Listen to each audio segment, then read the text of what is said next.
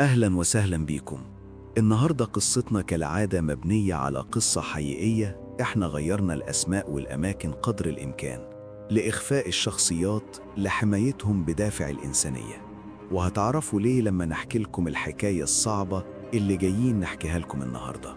بس قبل ما نبدأ بالصلاة والسلام على رسول الله، محتاجين منكم دعم بالاشتراك في القناة دلوقتي وقبل ما تكملوا القصة، علشان بتنسوا كل مرة. وبعدين اعملوا لايك جميل زي عيونكم الجميلة، وسيب رأيك في القصة دي بعد ما تسمعها. بسم الله.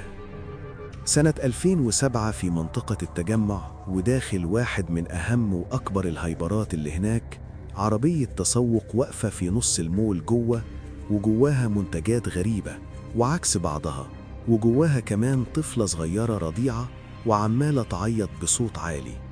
الناس اللي في المول يلفت انتباههم جدا